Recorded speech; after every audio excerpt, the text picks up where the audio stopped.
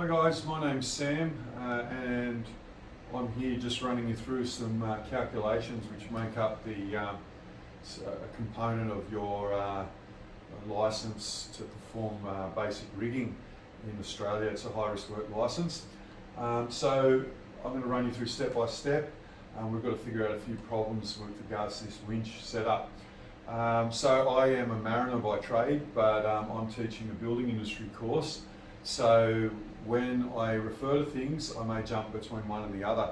So being a mariner, I've got lots of seafaring buddies, and I'm no doubt in the comments section of this YouTube video, you're going to see a lot of comments there about certain terminology and stuff, because the seafarers are quite adamant about the way they refer to different things. But anyway, I'm going to teach you as I've been taught. So what we've got here is a winch, and we've got sheaves, and we're lifting up that load there. So when you actually rig a system like this with winches and pulleys and locks and tackle and stuff like that, it actually you get some mechanical advantage with that. So that actually becomes lighter on this load here. When it pulls back, it's going to not use as much force. But you've got to understand that there is different stresses on these lines, flexible steel wire rope and pulleys and stuff like that, which we need to work out too, because it's no good lifting it up if these wires here can't support it, or the pulley can't support it. Yeah. So the first one we're going to talk about is fleet angle ratio. So we've got a groove drum. The fleet angle ratio is 12. An ungrooved drum, the fleet angle ratio is 19. Some people call these fleet ratios, some people call them fleet angles. I'm just going to call them fleet angle ratio across the board. So why do we have that? When you're actually accounting for when you're coming up with this equation, we're trying to work out the minimum distance that we need for the lead block. Now, if you've got it too short, then that is, the wire will obviously want to jump over, and it will damage the wire and damage the drum. So you've got a grooved drum and an ungrooved drum. So grooved drum, we'll just write that up again so you can see it. It's 12, ungrooved drum, the factor is 19. So distance from lead block, DLB equals length divided by 2 times fleet angle ratio. It's a nice easy equation. So distance 600 millimeters divided by 2 multiplied by, it is a grooved drum, so we multiply it by 12. And then make that a bit neater. 12 equals, so 600. Always use a calculator. Crazy Clarks have got these on special at the moment for $2.50. Divided by 2 times 12 equals 3,600. So 3,600 millimeters, or 3.6 meters, is the minimum distance from the lead block to the winch that we need for that line there. Okay, voila.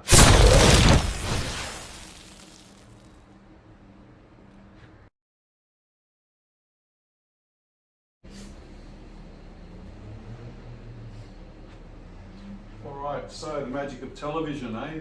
We're back here. So, with the equations up on the board. So, what we're finding out now is the load on the lead rope. So that is the lead rope there. We've been trying to find out the load on that. So the way we do that is we go load divided by parts in the purchase. 1, 2, 3. There's 3 parts in the purchase. Gives us our Beckett load, yeah? And then length, the load on the lead rope equals Beckett load times total sheaves times the friction, 0.05. So total sheaves, there is 4. 1, 2, 3, and 4. This sort of confused me to start with, but what you've got to understand is that's wrapped around there once, that rope. That rope there is wrapped around twice, and then that one there has one sheave there. So the rope is making contact with 1, 2, 3, 4 sheaves, all right? And then we times it by the friction, which is always 0.05. And then we add our Beckett load, and that will give us the load on the lead rope. All right, so let's go for it. All right, 7, 2,000 divided by 3 equals 2,333.333333. So let's put in there 2,333.333. So we'll just go to 3 decimal places. Put our Beckett load down here. 2, 3, 3, 3.333. Tree. All right. So times 2,333.333 times 4 times 0.05 equals 4, 6, 6.666 plus our Beckett load, which is 2,333.333. Okay, 4. Clear it all out. 466.666 plus 2,333.333 equals 2,799.999. All right, and then we're going to round it up to the nearest whole kilogram amount. 2,800 kilograms. All right, cool. And that is the load on the lead rope, 2,800 kilograms. Yeah. All right, cool. So the rest of the weight is trucked up in there somewhere.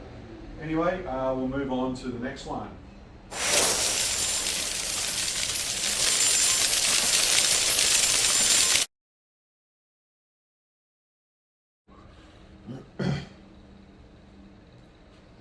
And with the magic of television, we are back.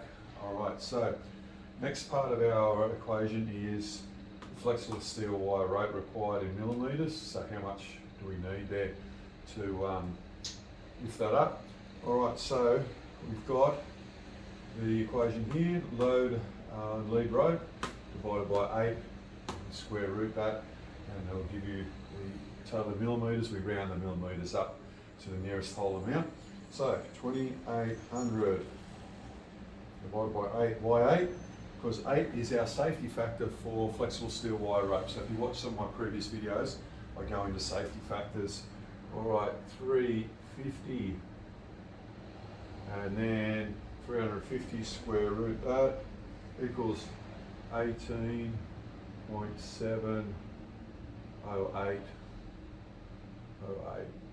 millimetres. Right, and we can't have 18.708 millimetre rope, so let's rub that out and just round it up to 19. Right, 19. Make it a bit neater. Make that one a bit neater too. Just.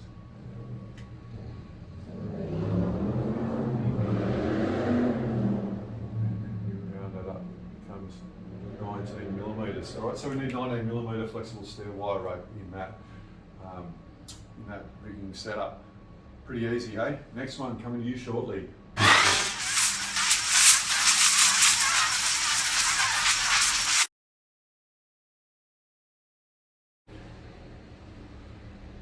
Alrighty, number 4 is we were trying to work out the load on our head sling. Yeah, that's the anchor point up there on the top. Alright, so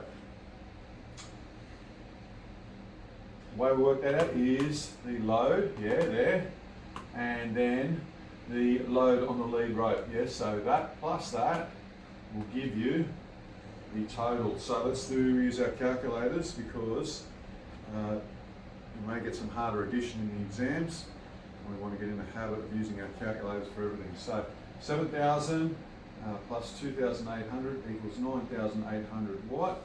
It is kilograms, not cigarette butts or pieces of dog shit or something like that. It is kilograms. Okay, so that is number 4, Dunsky.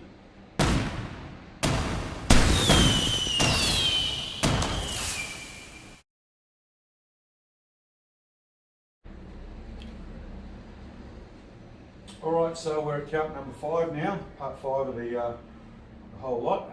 The last bit So we need to find out the load on the lead block. That's the lead block there. So we get the load on the lead rope, which is 2,800 kilos, yeah? 2,800 kilos times the angle factor, which is 1.41 when it's a 90-degree angle, yeah? So 1.41, and then we multiply that together. 2,800 times 1.41 equals 3,948. And then we just round that up. So if you see any numbers in there from 1 to 9, just round it up to the nearest hundredth of a tonne. So that would then equal 3,950 watt, not pieces of dog shit, they are kilograms, all right? So remember to put that down. So that is it in a nutshell. What I'd suggest you do is really practice doing that again and again before you attempt your rigging exam, and read the question, yeah? It'll tell you if it's grooved or ungrooved. The friction is always 0.5, 0.5, 0.05, so 5%, yeah? It'll have the length there, it'll have all the information you require there. So remember, read the question. Okay, so the answers, let's just highlight these answers and just try doing these. Try doing this series of calculations and see if you come up with the same answers as me. All right, until next time, I've got a few more videos coming your way from Hotel Quarantine in WA, and that is it for the rigging calculations.